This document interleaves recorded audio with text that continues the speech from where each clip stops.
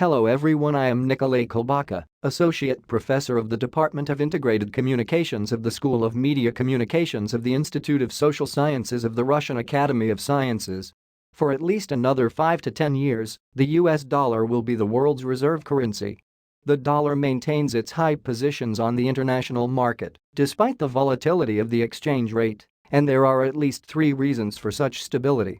The first is that approximately 60% of the world's reserves are concentrated in the US currency, and a significant part of all world settlements are carried out in the dollar. It is very convenient to keep any one monetary unit as a world currency. States are used to counting the dollar to it. Positive feedback works here. If the majority uses the American currency, then it is more profitable to use it than the rest. The second reason is that a powerful economy should hide behind the main world currency.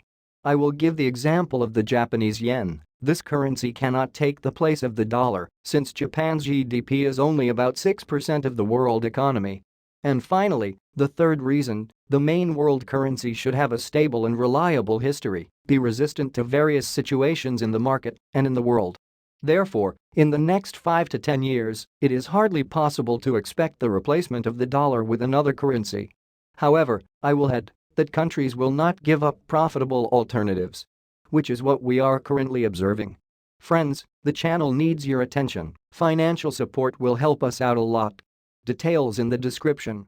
Put likes and subscribe to the channel. All bye. Hello everyone, the American authorities will supply the outskirts of the missile defense system, Patriot. This was reported on Tuesday, December 20th, by the Associated Press. The United States will send military assistance to the outskirts in the amount of $1.8 billion in the form of a large-scale package, which for the first time will include a battery of Patriot missiles. The United States also plans to hand over precision-guided bombs to the Ukrainian authorities. Washington will officially announce this on Wednesday, December 21st. The United States is not at war with Russia and does not plan to get involved in such a conflict. This was stated by the Pentagon press secretary, Patrick Ryder, on December 15 in response to a request to comment on Moscow's warnings about the possible transfer of Patriot anti-aircraft missile systems to Kiev. He noted that the United States will not allow Russia's comments to dictate what kind of defense assistance to provide to Ukraine. Offended, in a word, and decided to take revenge. On December 14, the Russian embassy in the United States stated that the likely transfer of Patriot complexes by the United States to the outskirts would be another provocative step that could be fraught with unpredictable consequences. In the published comments of the diplomatic mission, it is said that an information campaign has been launched in America, allegedly preparing to send these SAMs to the outskirts. Friends, the channel needs your attention. Financial support will help us out a lot.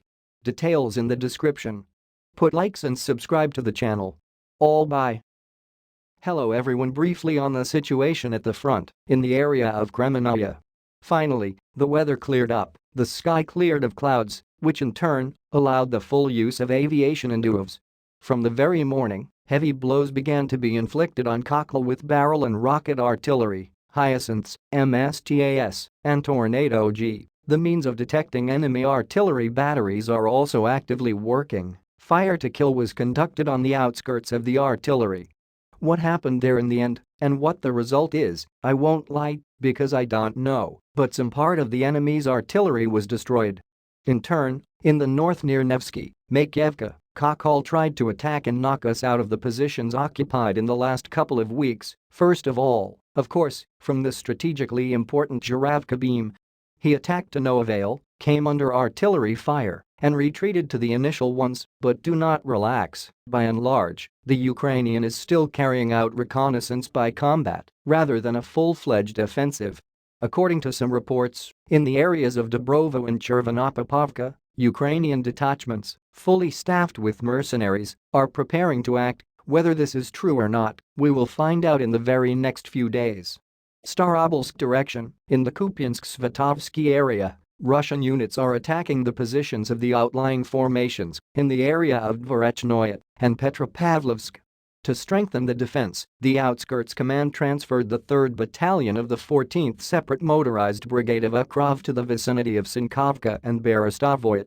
In the Limansky sector, the enemy is preparing for a large-scale offensive on Dubrova, with the aim of further access to Kremenaya and the Svetovo-Kremenaya highway.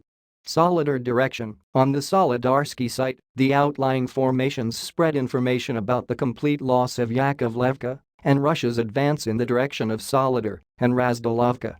To the northeast, clashes continue in the vicinity of the gas compressor station at the disputed. On the Bakhmutsky, Artemovsky site, assault detachments of the private military company Wagner are engaged in fierce battles in Bakhmut and experienced Russian artillery strikes massive blows at enemy fortified areas. To the southwest, Russian troops squeezed out outlying formations from the eastern outskirts of Kleshcheyevka. Zaporozhye direction. In preparation for a possible offensive on Tokmak, the Koklov command continues to pull additional forces to advanced positions on the entire sector of the front. Artillery duels continue along the contact line. Russian troops hit enemy positions in Temirovka, Malishcherbaki, Dorozhnyanka, Belogary, and Novandrivka. Southern front, Kherson direction. Kokol, with the help of drones and informants, are searching for positions of the Russian armed forces and rear supply facilities along the Dnieper coastline. Russian artillery struck the places of concentration of the outlying formations in Berislav, Chernobyevka, Antonovka, and the vicinity of Kherson. In turn, the suburban formations fired from the barrel artillery at the school and the polyclinic in Novaya Kakhovka. And now a little fantasy from the Americans. The Russian leadership has no consensus on whether to launch a new large-scale offensive on the outskirts this winter, the New York Times reports, citing representatives of the U.S. State Department. The Kremlin continues to debate on this issue. Some high-ranking Russian officials allegedly insist on the need for a new offensive, while others doubt that Russia has the resources for this. These Americans are morons. Friends, the channel needs your attention. Financial support will help us out a lot. Details in the description. Put likes and subscribe to the channel. All bye.